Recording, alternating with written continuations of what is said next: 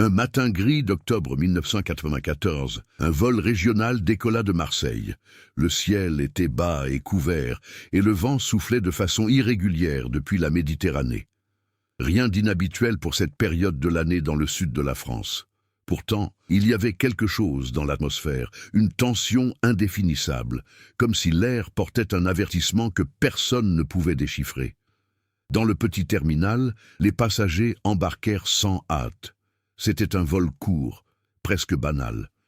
Des cadres aux mallettes discrètes, une famille avec 2 enfants turbulents, un jeune étudiant rentrant chez lui après des mois d'absence. Parmi eux se trouvait Antoine Renaud, enquêteur civil portant une vieille mallette en cuir. Il n'adressa la parole à personne, mais observa tout.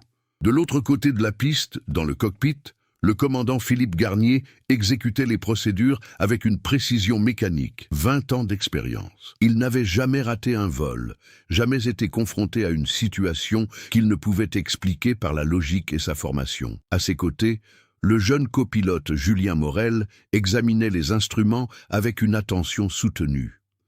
La tension artérielle s'est stabilisée, a dit Julien brisant le silence. Philippe se contenta d'acquiescer. À 8h17, l'avion a décollé. Pendant les premières minutes, tout s'est déroulé comme prévu. L'avion a pris de l'altitude sans encombre, traversant les épais nuages qui recouvraient la côte. La communication avec la tour de contrôle était excellente. Aucun signe de forte turbulence, aucun dysfonctionnement apparent. Puis, à 8h29, quelque chose a changé. Aucun appel de détresse, aucune alerte officielle, juste une dernière transmission fragmentée, presque inaudible, captée par la tour de contrôle. Ce n'est pas répondre, ce n'est pas silence. Le radar a perdu le signal quelques secondes plus tard. La disparition fut immédiate, totale, comme si l'avion avait été englouti par le ciel lui-même. Les recherches commencèrent le jour même. Des hélicoptères sillonnèrent la côte. Des navires de la marine française ratissèrent des kilomètres de haute mer. Des experts analysèrent les courants océaniques, les trajectoires possibles et les conditions météorologiques. En vain. Aucune épave. Aucun corps. Aucun indice concret. Au fil des mois, l'affaire s'est enlisée. Des hypothèses ont émergé, panne mécanique catastrophique, erreur humaine, voire intervention extérieure. Aucune n'a résisté entièrement aux preuves, ou à leur absence. Du côté des familles et des victimes, le silence n'a jamais été accepté. Claire Morel, la sœur du copilote Julien, refusait de croire à un simple accident. Elle suivait chaque rapport, chaque mise à jour, chaque rumeur. Il y avait des incohérences, des détails ignorés, des passages omis, des décisions hâtives. Pour elle, on lui avait caché quelque chose. Mais le temps est cruel envers les questions sans réponse. Des années ont passé. L'affaire est officiellement close. L'avion, les passagers et l'équipage sont tous portés disparus en mer Méditerranée. Puis, 27 ans plus tard, en 2021, une équipe de plongeurs privés a entamé une exploration dans une zone peu étudiée, à des dizaines de kilomètres de l'itinéraire initialement prévu. L'objectif était sans rapport avec le vol. Ils recherchaient un vieux cargo coulé. Mais, à plus de 90 mètres de profondeur, au milieu d'ombres denses et d'un silence absolu, l'une des lampes torches a illuminé quelque chose d'inattendu. Métal, courbé, marqué.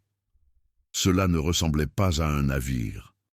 Alors que la caméra sous-marine effectuait un zoom, une suite de chiffres partiellement recouverte de sédiments est devenue visible. Le plongeur hésita.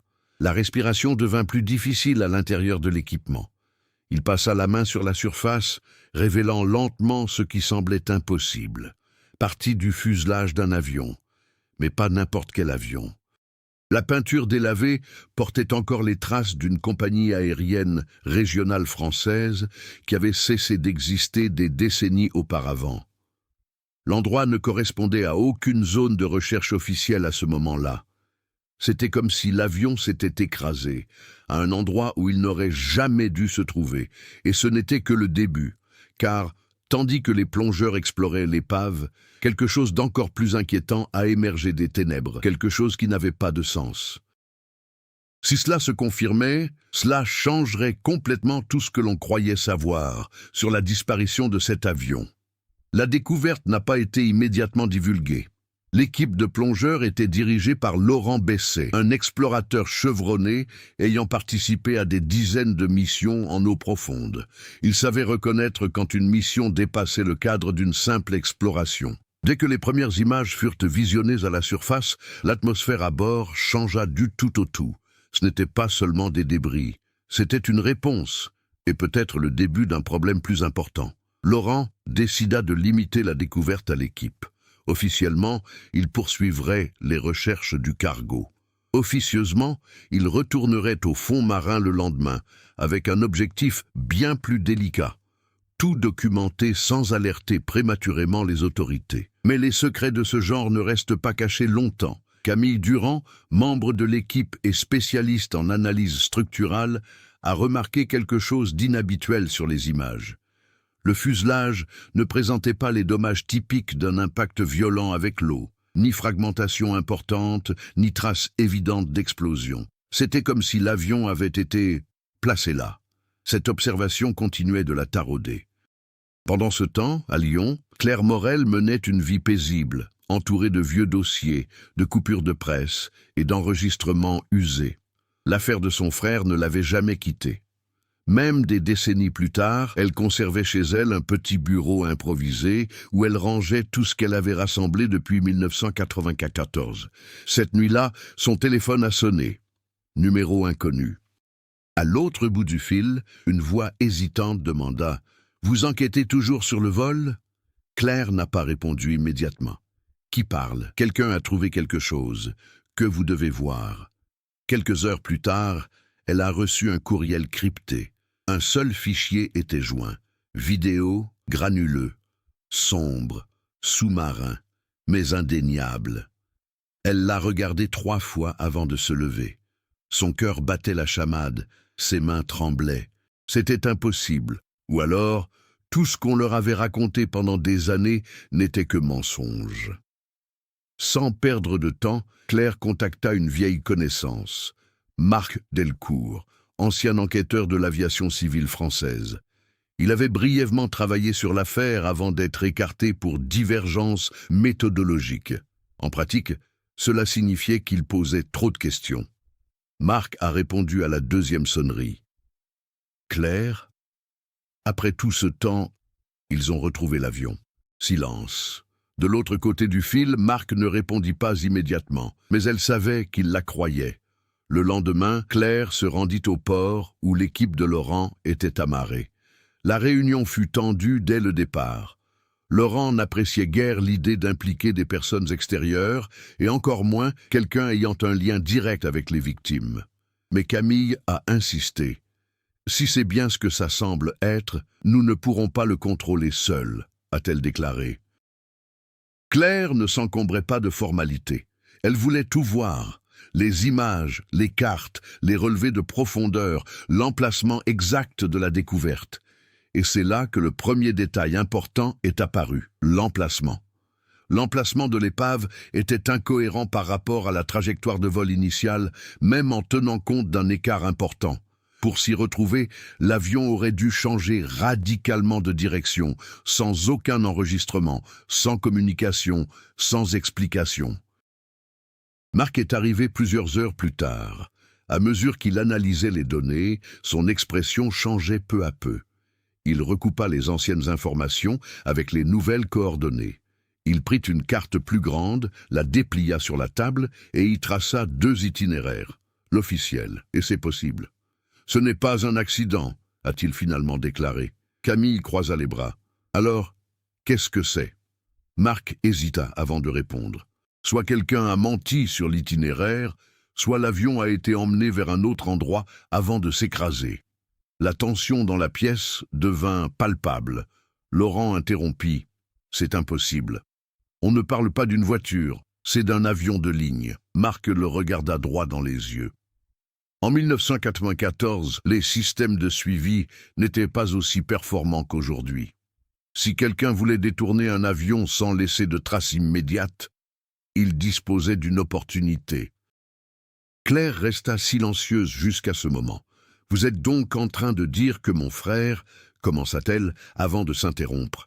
Personne n'a répondu, car, à ce moment précis, une possibilité encore plus inquiétante commençait à se dessiner. Et ce n'était pas seulement lié à la disparition. Mais que s'est-il passé à l'intérieur de cet avion, avant qu'il ne s'écrase au fond de la mer? Laurent a décidé d'autoriser une nouvelle descente. Cette fois-ci, l'accent est mis exclusivement sur la cabine et les compartiments intérieurs. S'il y avait des réponses, elles seraient là. Mais alors que Camille examinait les dernières images avant la nouvelle expédition, un détail presque imperceptible a attiré son attention. Une des fenêtres de l'avion. Il n'était pas cassé. C'était ouvert. La seconde descente eut lieu à l'aube, dans un silence plus lourd encore que la veille. Cette fois, la curiosité insouciante n'avait plus sa place. Chaque membre de l'équipe savait qu'il ne s'agissait plus d'une simple découverte archéologique. C'était une enquête, et peut-être même quelque chose que personne n'aurait souhaité voir découvert. Laurent a réglé la radio avant que l'équipe n'entre dans l'eau. Pas de détour, documentez tout, ne touchez à aucune structure instable. Camille fut la première à descendre. La pression augmentait à mesure qu'elle descendait, la lumière naturelle s'estompant peu à peu jusqu'à n'être remplacée que par le faisceau étroit de sa lampe torche. La mer y était sombre, dense, presque oppressante. Et puis, une fois de plus, la silhouette apparut, l'avion, propriété, trop intact. Cette fois, l'équipe s'approcha par le côté où Camille avait remarqué l'anomalie. La fenêtre ouverte paraissait encore plus inquiétante de près. Il n'y avait aucune trace d'impact aux alentours, aucune déformation qui puisse justifier cette ouverture. C'était comme si la porte avait été déverrouillée, délibérément. « J'arrive », dit Camille par l'intermédiaire du communicateur. Laurent hésita un instant. « Sois prudent. » Elle s'approcha lentement, se positionnant pour passer par l'ouverture. Le métal froid effleura sa combinaison lorsqu'elle pénétra à l'intérieur de l'appareil. Ce qu'il a trouvé à l'intérieur n'était pas ce à quoi il s'attendait. Les sièges étaient en place. Les masques à oxygène n'avaient pas été activés. Compartiments fermés. Rien n'indiquait la panique. Rien n'indiquait une situation d'urgence. La scène était figée, comme si le temps s'était arrêté au beau milieu d'un vol parfaitement normal. D'autres plongeurs entrèrent peu après, illuminant différentes parties de la cabine. « Ça n'a aucun sens », murmura l'un d'eux. Camille avançait dans l'allée centrale, chaque mouvement calculé. De petits objets flottaient légèrement, mais beaucoup restaient coincés, comme si l'avion avait amorcé sa descente de manière presque maîtrisée. Puis elle aperçut quelque chose à l'arrière de la cabine, une valise ouverte. À l'intérieur, des vêtements soigneusement pliés et une horloge. L'écran est toujours intact. Elle s'approcha, et ça a gelé. L'horloge fonctionnait. Ce n'était pas prévu pour 2021. Il était 8h29. L'heure exacte de la dernière transmission de vol. « Laurent, tu dois voir ça !» Dehors, Laurent sentit un frisson lui parcourir l'échine. Répétez. L'horloge. Elle ne s'est pas arrêtée. Elle est bloquée à ce moment précis. Avant qu'il puisse répondre, une autre voix l'interrompit. « Ici, Pierre, j'ai trouvé quelque chose dans le cockpit. La tension est montée instantanément. Se rapporter, la porte est entr'ouverte. J'entre. Quelques secondes de silence, trop long. Pierre, chamoux Laurent. La réponse est arrivée, mais elle était différente, inférieure. Ils ne se battaient pas. Quoi? Les pilotes? Ils étaient… La voix tremblait. Immobile. Laurent appuya sur le bouton du communicateur. « Soyez clair. » Un autre silence. Quand Pierre reprit la parole, quelque chose clochait. « Il n'y a pas de corps. » La phrase résonna à la radio comme un souffle sec. À l'intérieur de la cabine, Camille cessa de bouger. « Que voulez-vous dire par « il n'y a pas de corps » demanda-t-elle. « Il n'y a personne ici, ni dans la cabine, ni sur les sièges. Rien. » Désormais, tout le monde était en alerte. Camille se tourna lentement, illuminant les sièges autour d'elle. Vide, complètement vide. Mais c'était impossible. Lors d'accidents maritimes, même des décennies plus tard, il reste toujours des traces, des fragments, des vestiges, des preuves biologiques. Il n'y avait rien, pas même des signes de décomposition. C'était comme si tout le monde avait tout simplement disparu. Le silence à la radio fut de nouveau rompu par Camille. « Laurent, ce n'est pas un accident. » En apparence, Laurent ne cherchait plus à dissimuler sa tension. « Abandonnez la mission.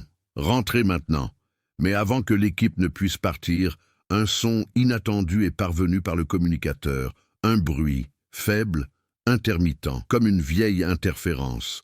Camille porta la main à son oreille, essayant de régler l'appareil. « Vous m'écoutez ?»« Non, » répondit Laurent. « Qu'est-ce que c'est ?» Le son s'est amplifié, statique, et puis autre chose. Une voix, déformée, fragmentée. Pas de réponse ?» Camille se figea. C'était la même phrase que lors de la dernière diffusion en 1994. Répétition, depuis l'intérieur de l'avion. « Ce n'est pas possible, » murmura-t-elle. La voix continua, plus claire maintenant. « Ce n'est pas... » Et puis cela s'est arrêté brusquement. La radio s'est tue.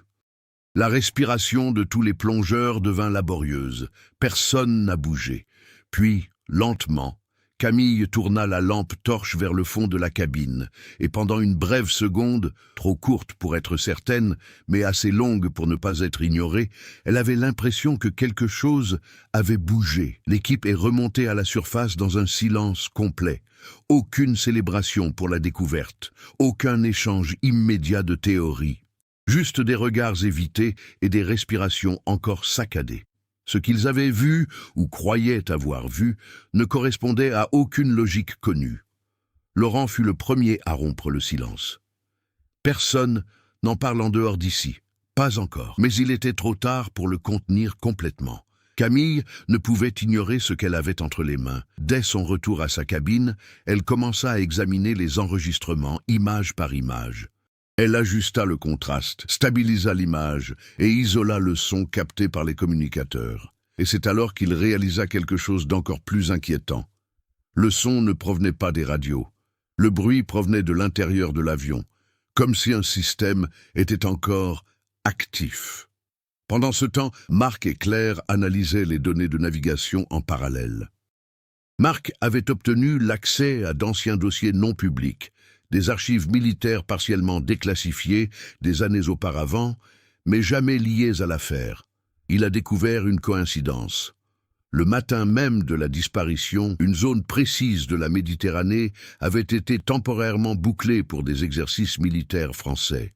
Officiellement, il s'agissait de tests de radar et de communication. Mais les horaires correspondaient presque parfaitement à la disparition de l'avion. Claire fixait la carte, les yeux rivés sur le point marqué. « Pensez-vous qu'ils ont intercepté l'avion » Marc n'a pas répondu immédiatement. S'ils l'ont intercepté, il n'a pas été enregistré, et c'est ce qui est le plus inquiétant. L'intrigue secondaire commençait à se dessiner. L'avion avait peut-être survolé une zone où l'on procédait à des essais. Quelque chose capable de perturber les systèmes de communication, voire la navigation. Mais cela n'expliquait toujours pas l'état de l'avion. Pas même la disparition complète des populations. De retour sur le bateau, une autre piste d'enquête a émergé. Pierre, le plongeur qui était entré dans la cabine de contrôle, a commencé à se comporter étrangement. D'abord subtilement, des réponses laconiques, un regard absent. Mais au fil des heures, ce comportement est devenu plus évident. Il a insisté pour n'examiner qu'une partie de l'enregistrement, dans les cabines, à plusieurs reprises. « Et tu l'as vu aussi, n'est-ce pas ?»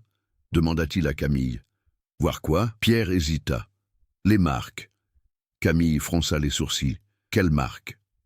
Il sortit sa tablette et mit la vidéo en pause sur une image précise. L'image était sombre et granuleuse, mais en ajustant la luminosité, quelque chose devint visible sur le mur de la cabine. Risque, lignes irrégulières, comme si quelqu'un avait essayé d'écrire. Camille rapprocha son visage de l'écran.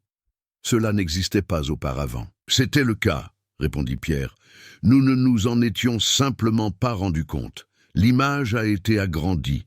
Les marques formaient quelque chose qui ressemblait à des lettres. Mais elles étaient déformées, incomplètes. Pourtant, une même séquence semblait se répéter. Camille sentit son estomac se nouer. On dirait Une tentative de message, ou un avertissement, dit Pierre. Entre-temps, Laurent commença à faire face à un autre problème. L'emplacement du navire n'était plus aussi isolé qu'auparavant. Un bateau inconnu est apparu sur le radar cet après-midi-là. Distance de sécurité, aucune communication directe, mais observation manifeste. Laurent a tenté d'établir le contact par radio. Aucune réponse. Marc est allé droit au but. Si cela a un lien avec le domaine militaire, nous ne sommes pas les seuls intéressés. La pression extérieure commençait à s'intensifier, mais la situation intérieure était encore pire. Cette nuit-là, Camille n'a pas pu dormir. Elle a revu la vidéo. Cette fois, elle s'est concentrée sur la dernière partie de l'enregistrement, là où elle pensait avoir aperçu un mouvement. Elle a ralenti, image par image. Et puis, il l'a trouvé. Ce n'était pas un geste aléatoire, c'était un formulaire, à l'arrière de la cabine, derrière les rangées de sièges. Quelque chose qui n'était pas présent dans les premières secondes de l'enregistrement, mais qui est apparu plus tard, progressivement. Comme si c'était apparu de nulle part, son cœur s'emballait. Elle fit une pause. Il a agrandi l'image, et puis il remarqua le détail qui changea tout. Ce n'était pas qu'un simple formulaire, on aurait dit une silhouette, humain, mais déformé, allongé. Propriété, et en regardant droit dans la caméra. Camille a claqué l'ordinateur portable comme s'il pouvait sortir de l'écran. Sur le pont, le vent s'est levé et la mer a commencé à se déchaîner. À bord du bateau, tout le monde ressentait la même chose, même sans le dire à voix haute. Il n'enquêtait pas seulement sur le passé. Quelque chose était encore là-dessous, et peut-être n'était-il pas piégé au fond de la mer. L'atmosphère à bord du navire a complètement changé le lendemain matin. La mer était plus agitée, le ciel couvert, et l'embarcation inconnue demeurait au loin, plus proche qu'auparavant. Aucun signe distinctif n'était visible, aucune réponse aux tentatives de contact. Laurent a pris une décision difficile. Dernière descente. Aujourd'hui. Marc a immédiatement contesté. Si cela implique l'armée, vous mettez tout le monde en danger. Et si nous ne retournons pas, nous ne le saurons jamais, répondit Laurent d'un ton ferme. Claire resta silencieuse pendant quelques secondes, puis dit « Je descends ». Tous les regards se tournèrent vers elle. « Ce n'est pas une bonne idée, dit Camille. « C'est mon frère en bas, répondit Claire sans hésiter. La dispute a mis fin à la discussion. Quelques minutes plus tard, l'équipe était de retour dans l'eau. Cette fois, la plongée était plus éprouvante. Pas seulement physiquement, mais aussi émotionnellement, comme si l'océan lui-même résistait à leur présence. À l'approche de l'avion, quelque chose avait changé. La porte de la cabine était maintenant grande ouverte. Laurent l'a remarqué en premier. Ce n'était pas comme ça hier. Camille confirma, la voix tendue. Je ne l'étais pas. Personne ne l'a dit à voix haute, mais tout le monde pensait la même chose. Quelque chose avait changé, sans leur intervention. Claire entra juste derrière Camille, se déplaçant avec raideur dans le fuselage. La première sensation fut le silence, plus profond qu'auparavant, presque oppressant. Mais ce n'était pas tout. L'intérieur semblait modifié. De petits objets, autrefois fixés, flottaient désormais lentement. Les sièges étaient légèrement désalignés, comme si quelque chose était passé par là, après la dernière visite. « C'est impossible », murmura Claire. Camille désigna le couloir. « Nous ne sommes pas seuls ici. » La phrase n'était pas à prendre au pied de la lettre, mais elle en avait l'air. L'équipe s'est séparée. Pierre retourna dans le cockpit. Camille et Claire se sont déplacés à l'arrière de l'avion, à l'endroit même où la silhouette avait été aperçue sur l'enregistrement. À chaque mètre qui passait, le sentiment de présence s'intensifiait, et puis Claire s'arrêta brusquement. Ici, Camille a rapproché la lumière. Sur le plancher de la cabine, quelque chose qui n'était pas là auparavant. Un objet, petit, métallique. Claire s'agenouilla, les mains tremblantes. Elle l'a reconnu immédiatement. C'était la montre de son frère. Mais pas ce que Camille avait trouvé dans la valise. Autre. Celui-ci était cassé, le verre brisé. Et l'aiguille de l'horloge n'indiquait pas 8h29. Il était 8h31.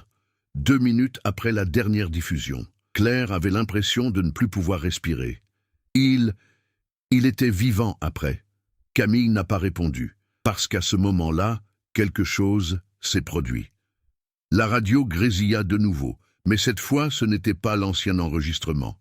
C'était actuel. Claire, la voix était basse, faible, mais indéniable. Elle s'est figée. « Qui a dit ça ?» demanda Laurent de l'autre côté de la ligne. Claire n'a pas répondu. Ses yeux étaient fixés sur l'obscurité qui s'étendait devant lui. « Claire !» répéta la voix. Elle s'avança, ignorant complètement les avertissements diffusés à la radio. « Julien ?» Le nom est sorti presque comme un murmure. Camille essaya de la retenir. Non, mais Claire parvint à se libérer. La lampe torche éclairait l'arrière de la cabine. Et puis, ils ont vu la silhouette. C'est plus clair maintenant, plus près. Ce n'était pas qu'un simple formulaire, c'était une personne, ou quelque chose qui en fut un autrefois. Le corps semblait intact, mais c'était une erreur. Propriété, verticale, comme si l'on se tenait au fond de l'océan. Et puis, lentement, elle a déménagé. Le bras se leva de façon irrégulière, presque mécanique, et il désigna Claire du doigt. La radio a explosé à cause des interférences. « Levez-vous maintenant !» cria Laurent. Mais Claire ne bougea pas, car à ce moment-là, la silhouette fit un pas en avant. Et l'eau environnante sembla réagir, comme si l'environnement lui-même déformait les choses. Camille tira Claire avec force. « Nous devons partir !» Mais avant leur départ, Claire jeta un dernier regard, et il vit le détail qui dissipa tout doute. Le visage. Même difforme, même impossible. C'était le visage de son frère. Les yeux ouverts, conscients, prisonniers. Et puis, tout est devenu noir. Les lumières se sont éteintes en même temps. La radio est morte. Et pendant quelques secondes qui dureront une éternité, il n'était plus seul dans l'obscurité. Quand la lumière est revenue, tout s'est passé trop vite. Camille tira Claire avec force par le bras, la traînant presque dans l'allée de l'avion. L'eau autour d'elle semblait plus dense, plus lourde, comme si chaque mouvement exigeait 2 fois plus d'efforts. « Bougez !» cria Laurent dans la radio, qui ne fonctionnait qu'avec des grésillements intermittents. Derrière eux, quelque chose bougeait. Pas vite, mais constant. Pierre apparut au croisement du couloir, venant du cockpit. Sa respiration était irrégulière. « Ce sont... » commença-t-il, mais il s'arrêta. « Quoi ?» s'écria Camille. Pierre n'a pas répondu, car à ce moment-là, quelque chose est passé derrière lui. Une ombre. Trop près. Il tourna instinctivement son corps, pointant la lampe torche. Rien. Mais lorsqu'elle regarda à nouveau devant elle, la sortie ne lui semblait plus aussi loin qu'auparavant. L'espace à l'intérieur de l'avion semblait différent, plus long, disproportionné. Claire, encore sous le choc, murmurait à plusieurs reprises « C'était lui, c'était lui ». Camille lui serra le bras plus fort. « Ne te retourne pas, pars ». Mais Claire regarda, et il l'a immédiatement regretté. La silhouette se trouvait maintenant au milieu du couloir, plus près, beaucoup plus près. Et elle n'était pas seule. D'autres formes commencèrent à se dessiner dans l'obscurité de la cabine, assis, sur les sièges, là où il n'y avait rien auparavant. Il y avait maintenant des présences, immobiliers. J'observe. La radio a répondu par un craquement violent. « Lève-toi maintenant! Maintenant !» La voix de Laurent était empreinte de pur désespoir. L'équipe a finalement atteint l'ouverture dans le fuselage. Un par un, ils sont sortis de l'appareil, grimpant aussi vite que possible dans les limites de sécurité. Mais quelque chose clochait. Pierre fut le dernier à partir. Et pendant une seule seconde, Camille réalisa qu'il avait hésité. Comme s'il entendait quelque chose, comme si quelqu'un l'appelait aussi. « Pierre !» cria-t-elle. Il cligna des yeux, comme s'il se réveillait, puis il partit. L'ascension se fit en silence. Personne n'a parlé. Personne n'a baissé les yeux. Mais tout le monde le ressentait. Quelque chose avait changé. Une fois à la surface, l'équipe a été ramenée d'urgence à bord du bateau. Dès qu'ils ont retiré le matériel, le chaos s'est installé. Claire a craqué. Elle tremblait, pleurait et appelait son frère à plusieurs reprises. Marc essayait de la calmer, mais lui-même était visiblement bouleversé. Laurent faisait les 100 pas, complètement hors de contrôle. Nous partons. Maintenant. C'est fini. Mais Camille n'était pas d'accord. Vous avez vu ça? On ne peut pas simplement... Nous n'avons pas le choix, l'interrompit-il presque en criant. Avant que la discussion ne puisse se poursuivre, le radar a émis un bip. Le bateau inconnu approchait. Rapide. Il n'y avait plus aucun doute. Ils étaient interceptés. Marc s'est dirigé vers l'équipement de communication et a tenté une nouvelle fois d'établir le contact. Il s'agit d'un navire civil menant des opérations scientifiques. Veuillez vous identifier. Silence. Mais le bateau continuait d'arriver. Pierre, qui était resté silencieux jusque-là, prit finalement la parole. Ils le savent. Tous les regards se tournèrent vers lui. « Tu sais quoi ?» demanda Camille. Il a mis quelques secondes à répondre. « C'est ce que nous avons vu. » L'impact de cette phrase fut immédiat. Claire releva lentement la tête. « Ce n'est pas tout, » dit-elle d'une voix faible. Tous les regards se tournèrent vers elle. « Il n'essayait pas de me faire peur. De quoi parles-tu » demanda Marc. Claire prit une profonde inspiration. Il essayait de me prévenir. Silence. « Me prévenir de quoi » insista Camille. Claire hésita. Et puis il a dit « Nous n'aurions pas dû revenir. » Le bateau inconnu était désormais suffisamment proche pour être vu à l'œil nu. Pas de drapeau. Aucune pièce d'identité. Les tensions ont atteint un point de rupture. Laurent a pris la décision finale. Préparez-vous à un départ immédiat. Moteurs en marche, matériel rassemblé à la hâte. Mais avant qu'ils ne puissent partir, une dernière chose se produisit. Le système d'enregistrement automatique du navire, qui avait capturé tous les enregistrements audio des plongeurs, s'est mis à les diffuser automatiquement. Aucun contrôle, sans explication, et la voix qui est sortie n'était celle d'aucun d'eux. « Vous resterez également. » Le son s'est coupé. Et pour la première fois depuis le début de tout cela, personne n'a eu le courage de dire quoi que ce soit. Le bateau a quitté les lieux à grande vitesse. Personne ne s'est retourné, mais tout le monde avait l'impression d'être observé. La mer restait agitée et le ciel toujours couvert, comme si l'atmosphère elle-même refusait de clore ce chapitre. À bord, le silence n'était rompu que par le ronronnement incessant du moteur et par une respiration encore irrégulière. Mais la fuite n'a rien résolu. Seul le problème a changé. Quelques heures plus tard, loin du lieu de plongée, les premiers signes commencèrent à apparaître. Pierre fut le premier. Il resta immobile, fixant ses mains. Camille s'approcha prudemment. « Vous allez bien ?» Il a mis un certain temps à répondre. « Vous avez entendu ça aussi, n'est-ce pas ?» « Qu'est-ce que j'ai entendu ?» Pierre leva lentement la tête. Il n'essayait pas de partir. Camille ressentit un frisson immédiat. « OMS ? Les personnes à bord de l'avion. » Silence. Ils attendaient. La phrase restait en suspens. Camille essaya de rationaliser. « Pierre, tu es sous le choc. Nous avons besoin de... » « Non !» l'interrompit-il avec une intensité inhabituelle. « Vous avez vu comment ils étaient assis. » Elle n'a pas répondu, parce qu'il avait raison. Ils n'avaient pas l'air de victimes. Ils semblaient positionnés, comme s'ils étaient exactement à leur place, comme si cela faisait partie de quelque chose. De l'autre côté du bateau, Marc et Laurent analysaient les enregistrements. L'audio capturé pendant la plongée continuait de présenter des anomalies, des fréquences ne correspondant à aucun des équipements utilisés, des motifs répétitifs sans logique apparente. « Il ne s'agit pas d'une ingérence ordinaire », a déclaré Marc. « Alors, qu'est-ce que c'est ?» Marc hésita. « Cela ressemble à une réponse. » Laurent fronça les sourcils. « Une réponse à quoi ?» Marc n'a pas répondu immédiatement. Mais ils le savaient tous les deux, en leur présence. Pendant ce temps, Claire s'était isolée. Assise sur le plancher de la cabine, elle serrait fort la montre cassée de son frère. Ses yeux étaient rivés sur l'aiguille, arrêtés à 8h31. Mais lentement, quelque chose a changé. L'aiguille tremblait, un mouvement presque imperceptible. Claire retint son souffle, puis il s'avança. 1 seconde. 0:31 et 1 seconde.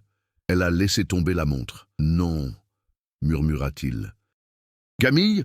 entendant le bruit, courut vers elle. Qu'est-ce que c'était? Claire désigna du doigt, incapable de parler. L'horloge continuait de tic-taquer. Voilà, irrégulier, mais actif.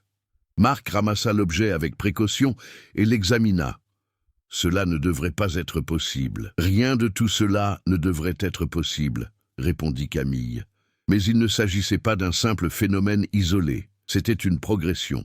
Quelque chose qui avait commencé au fond de la mer. Et maintenant, c'était là, avec eux. Et ça n'a pas cessé. Les systèmes du bateau ont commencé à dysfonctionner. Tout d'abord, quelques petits problèmes techniques sur les écrans. Puis, une perte momentanée de signal. Et puis, les enregistrements ont commencé à changer.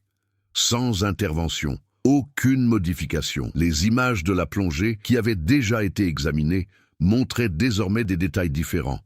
Plus de photos, plus de mouvements, plus de présence. Ça n'était pas là avant, dit Laurent sous le choc. Marc rapprocha son visage de l'écran. Ils sont plus proches. Le schéma était clair. Les choses évoluaient, s'adaptaient, comme s'il s'agissait d'un passage à niveau. Pierre se mit à rire, faible, incontrôlé. Tous les regards se tournèrent vers lui. « Vous ne comprenez pas, n'est-ce pas » dit-il entre deux rires nerveux. « Pierre, arrête » ordonna Camille. Mais il a continué. « Nous pensons être sortis de là. » Il se leva lentement. Des yeux différents, loin, mais nous les avons emmenés avec nous. Silence absolu. Claire recula instinctivement. Ce n'est pas vrai. Pierre s'avança. C'est exactement ça. Laurent s'avança, essayant de l'arrêter. Tu dois te calmer. Mais Pierre lui serra le bras avec une force inhabituelle. Ils ne sont pas piégés dans l'avion. Son regard balaya toutes les personnes présentes dans la pièce. Un par un. Ils sont en prison. Pour le moment. Personne ne respirait. Et maintenant, nous aussi. Les lumières vacillaient, les écrans sont devenus noirs pendant une seconde, et à leur retour, quelque chose de nouveau est apparu. Une diffusion. Origine inconnue, aucun canal actif, image uniquement, granulée, sombre, sous l'eau. Mais ce n'était pas dû à la plongée, c'était en temps réel. On y voyait l'avion au fond de la mer. Propriété, silencieux. Et puis, une silhouette apparut à l'entrée du fuselage. Arrêt. J'observe. Et lentement, il leva la tête, comme s'il les regardait droit dans les yeux. Personne n'a coupé la transmission. Personne n'a eu le courage. L'image tremblait légèrement sur les écrans, comme si la caméra elle-même était affectée par une force invisible. L'avion restait là, au fond de la mer, mais il ne ressemblait plus seulement à une épave. Cela semblait actif. La silhouette à l'entrée du fuselage ne bougeait plus, mais il n'a pas disparu non plus. « C'est impossible » murmura Laurent, presque pour lui-même. Marc croisa les bras, les yeux rivés sur l'écran. « Ce n'est pas un vieil enregistrement. Comment savez-vous ? Parce que ce n'est pas nous qui l'avons filmé. » Silence. L'implication était claire. Cela était transmis, depuis quelque part, ou par quelqu'un d'autre. Claire s'avança. « Il est là. » Camille a tenté d'intervenir. Claire. « Non.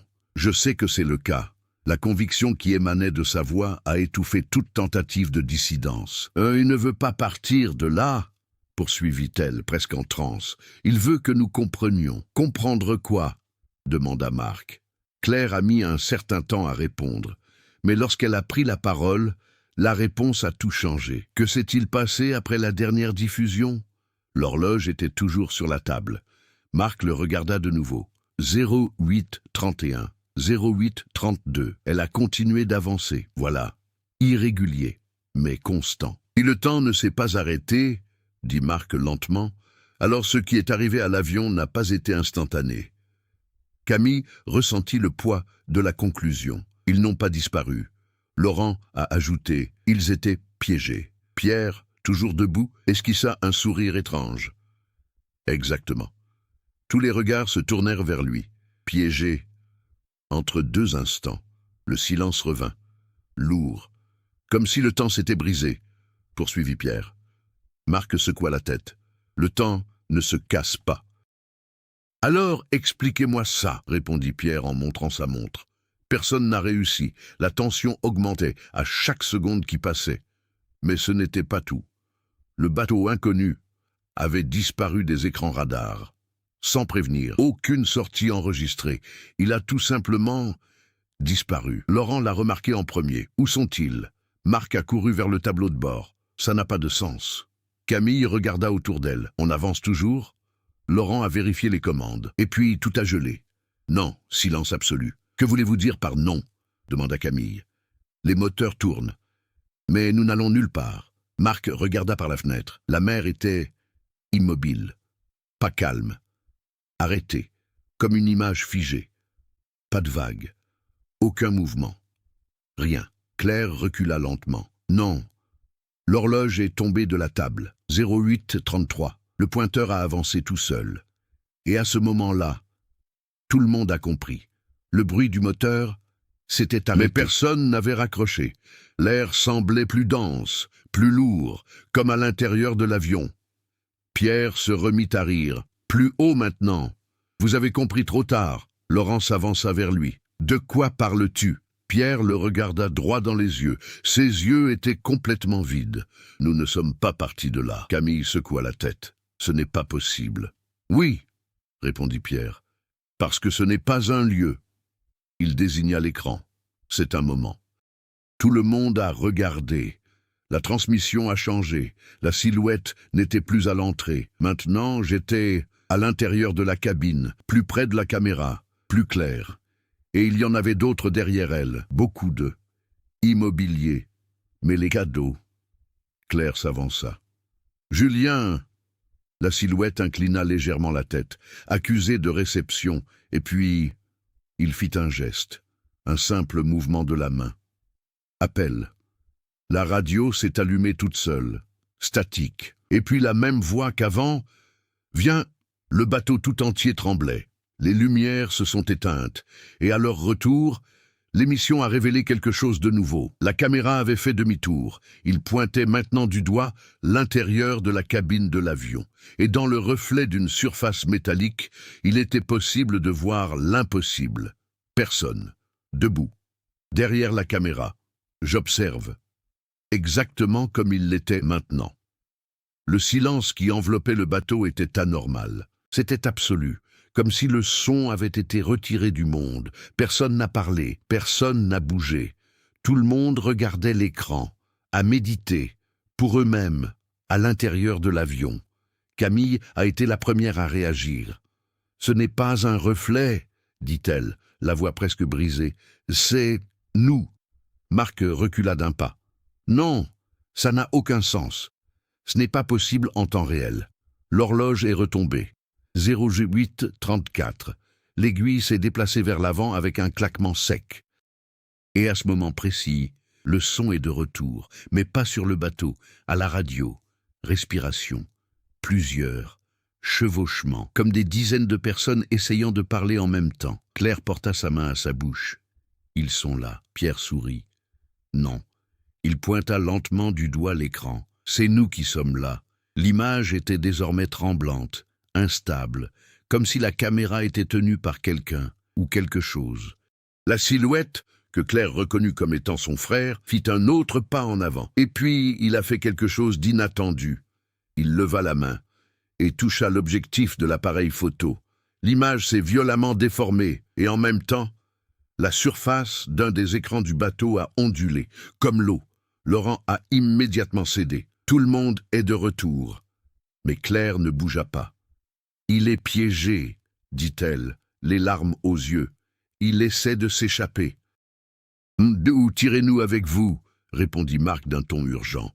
Mais il était trop tard. L'écran commença à s'agrandir, littéralement, comme si l'espace intérieur d'elle envahissait l'environnement qui l'entourait. L'air se refroidit, lourd, difficulté respiratoire. Et puis, une main apparut, sortie de l'écran, pâle, déformé, mais humain. Camille tira Claire avec force. Non! La main s'est déplacée davantage vers l'avant. Et puis un autre. Et une dernière. Plusieurs. J'essaie de sortir. Ou tirer quelque chose à l'intérieur. Pierre s'avança, sans peur, sans hésitation. Enfin... Pierre, non! Cria Laurent. Mais il était déjà trop près. Une de ses mains le retenait, ferme, impossible d'y résister. Et en un seul mouvement, il a tiré. Pierre a disparu. Pas de cri, pas de combat. C'était tout simplement ainsi. L'écran est redevenu normal pendant une seconde. Et puis, il a montré quelque chose de nouveau. Pierre, à l'intérieur de l'avion, debout, entre autres propriétés. Chiffres. J'observe. Claire a hurlé. Camille recula. Marc a tenté d'arrêter le système sans succès. Laurent a tiré sur le cordon d'alimentation. Il ne s'est rien passé. « Ne raccrochez pas !» cria Claire. Tous les regards se tournèrent vers elle. « Si nous nous déconnectons, nous perdons notre seul lien avec eux. Ce n'est pas un appel téléphonique, » répondit Marc. « C'est un piège. » Mais Claire était déjà partie.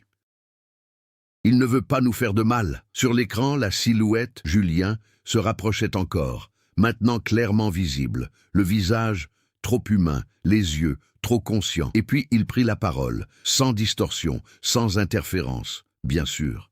« Claire, elle s'est figée. Il faut que tu le voies. »« Tu vois quoi ?»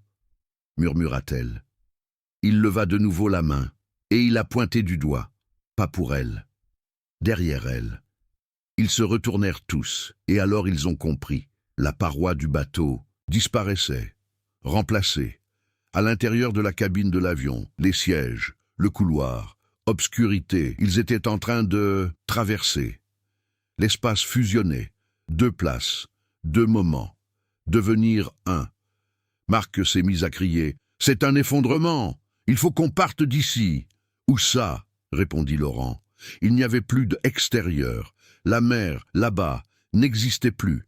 Il faisait tout noir, comme au fond de l'océan. Claire s'avança. Nous nous trouvons maintenant dans la zone de transition entre les 2 espaces. La moitié sur le bateau, la moitié dans l'avion. Camille essaya de la retenir. « Non !» Mais Claire la regarda. Calme. Pour la première fois. Il ne veut pas que je m'enfuie. Silence. Il veut que je comprenne. Et puis, elle a lâché sa main, et il traversa. Disparaître complètement. La fusion est arrêtée, brusquement. Le bateau est revenu. La mer est de retour. Le son est de retour. Tout est redevenu normal. 2 choses de moins. Pierre, Claire, sur le corps. Ils étaient là, debout, entre autres, immobiliers. J'observe. Et l'horloge, ça s'est arrêté. 08h35. Le silence qui suivit l'événement fut plus troublant que tout ce qui avait précédé. Le bateau dérivait, de nouveau soumis au mouvement de la mer. Les vagues revenaient, le vent soufflait, les systèmes fonctionnaient, mais rien ne semblait réel. Laurent fut le premier à bouger. Il a coupé manuellement tous les équipements de transmission un par un, comme pour effacer ce qui s'était passé. Mais l'écran était toujours allumé. Pas d'énergie, aucune connexion. Et pourtant, il montre la même image. L'intérieur de l'avion, avec tout le monde présent, immobilier. J'observe. Marc s'assit lentement, les mains posées sur la tête. Cela ne peut pas exister. Mais elle existait. Et pire encore, il le savait maintenant. Camille ne pouvait pas détourner le regard. « Ils ne sont pas morts », Laurent répondit sèchement. « Alors, de quoi s'agit-il » Elle n'a pas répondu, parce qu'il n'y avait pas de réponse. Quelques heures plus tard, les autorités ont été informées. Mais pas à cause de l'équipe.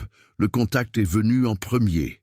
Un hélicoptère est apparu à l'horizon avant même qu'un appel de détresse n'ait été émis. Aucune identification claire. Aucune communication initiale. Lorsqu'ils ont finalement atteint le pont, les hommes qui ont débarqué n'ont pas posé les questions habituelles. Ils le savaient déjà.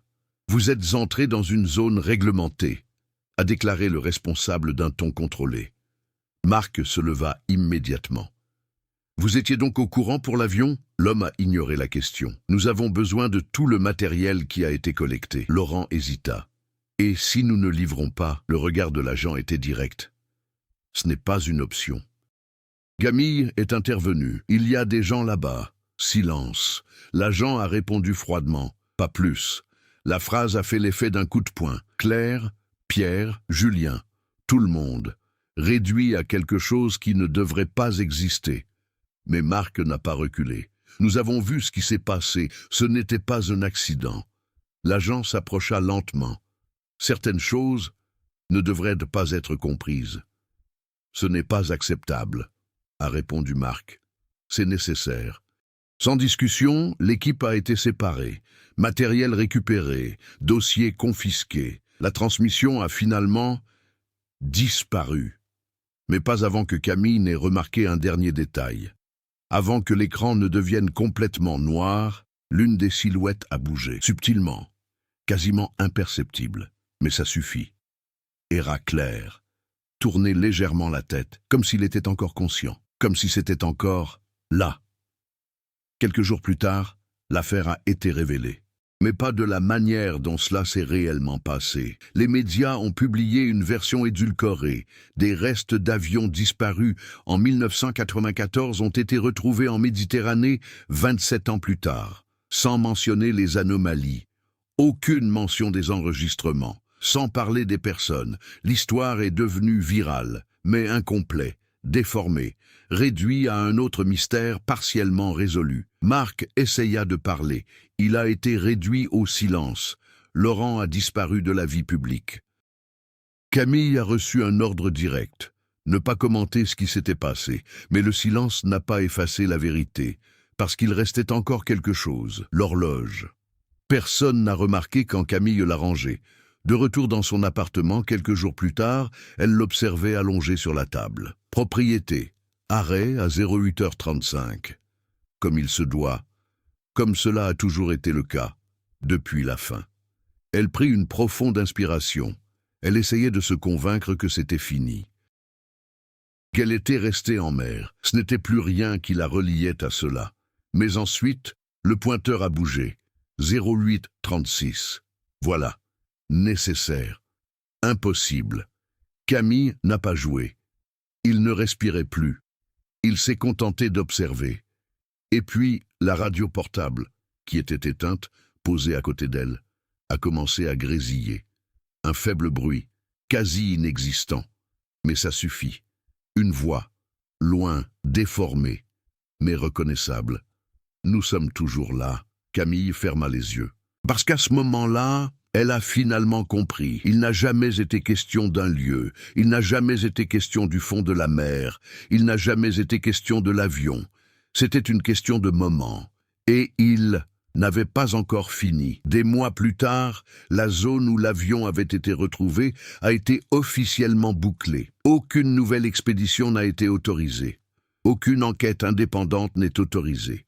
Mais il arrive que des pêcheurs qui traversent cette région signalent des interférences radio, bruits étranges, transmission incomplète, toujours en même temps.